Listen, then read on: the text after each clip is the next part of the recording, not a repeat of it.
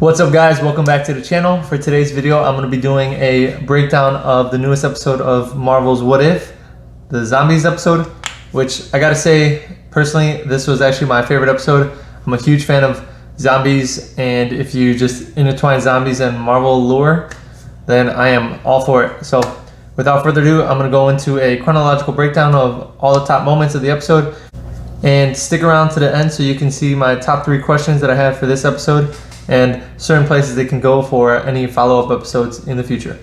So let's get right into it. So we open off the episode with the scene of Bruce Banner, Hulk, teleported to Earth from the Bifrost. This was clearly a reference to the events of Infinity War. Now he got sent by Heimdall to warn everybody, except in this version of the story, he shows up on Earth and it is already infested with zombies. He goes outside. Ebony and Cull Obsidian are waiting for him. We see the little portal open and Iron Man shoots Ebony Maw in the back of the head. They come out of the Doctor Strange portal and kill him. To the surprise of Bruce Banner, they all start eating on Ebony Maw and Cull Obsidian, and then they start coming for him.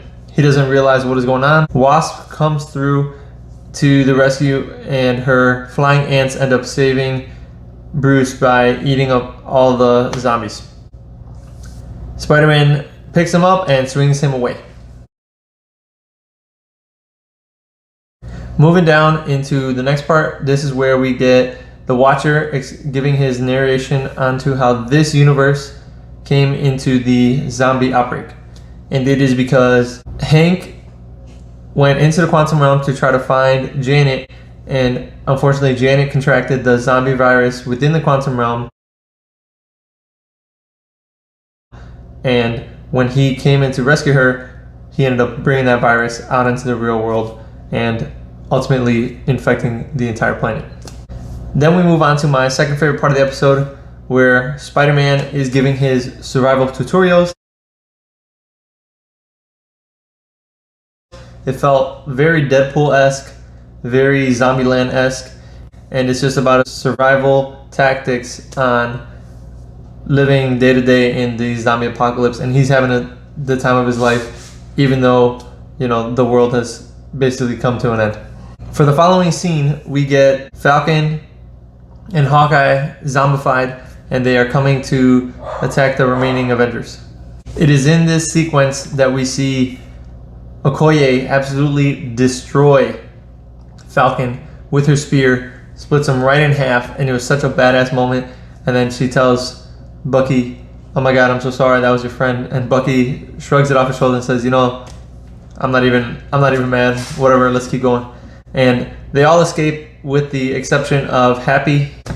In the next scene on the train, we get Sharon on the back of the train, who gets infected by Captain America, and Bucky tries to come to her rescue, but he's too late. He ends up going toe-to-toe with Captain America and pulls a Winter Soldier on his ass, catches the shield, whips it right back at him. When Sharon comes to, Wasp jumps in her mouth and expands herself to completely blow her to shreds. Unfortunately though, she had an open wound, and the bacteria from the virus is now in her, and she will soon become a zombie herself. For the following scene, Peter Parker delivers one of my all-time favorite lines within the MCU to date, even compared to the scene in WandaVision that my boy Vision said. What is grief if not love persevering? But in this case, he says that if we don't keep smiling when they can't, then we might as well be gone too. And he is saying that in reference to how he can have such a positive attitude even though he's experienced so much loss in his life. And honestly, this is one of the main reasons why I like Spider-Man as a character, because he is just a kid who has gone through a lot of shit that, you know, could be very detrimental to a person's character. And because of his desire to be a superhero and take care of others, he knows that he has to just keep pushing through all the pain that he has in order to, you know, be the best superhero that he could possibly be. And because of that reason, that's why Spider-Man is one of my top guys when it comes to Marvel characters. So with that, let's move on to the next scene.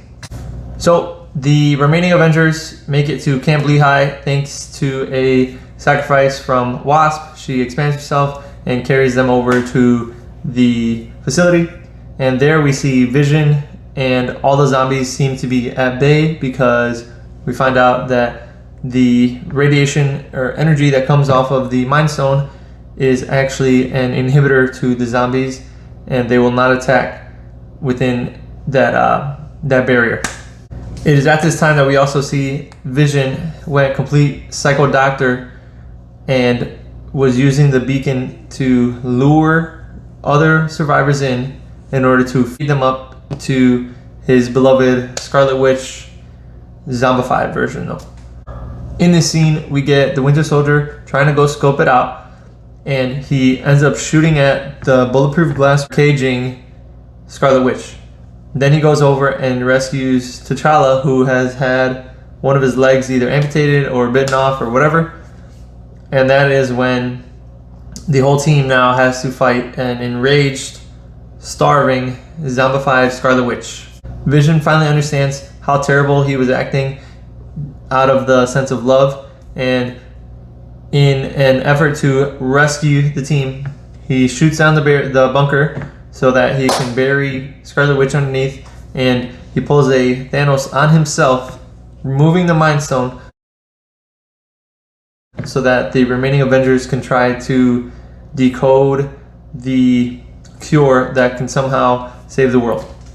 After Vision removes the Mind Stone, we have Bucky trying to buy them time. He starts shooting at Wanda, and she straight Hadoukens his ass way the hell off the scene. We don't know if he survived, we don't know what happened to him, but he is no longer available. He is MIA.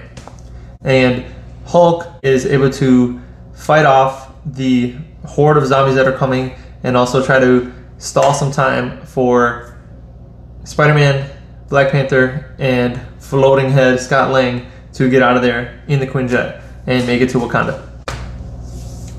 Them three make it away, and Black Panther delivers a line that hits the heart, especially considering, we lost my man Chadwick Boseman, rest in peace.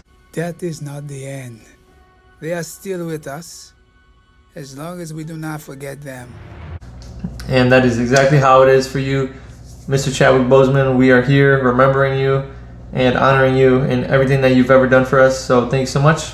And unfortunately, when they make it to Wakanda, the big boy, Daddy Thanos, was waiting for them. He has a almost completed gauntlet, all the stones except the Mind Stone, and guess who just delivered it? The remaining Avengers. So that was it for the episode. I thought it was so sick. My boy Thanos looked like an absolute boss. If they make a pop for him, I can guarantee you I'm going to get that shit, because I am a huge Thanos fan, and I already got 3 pops for him.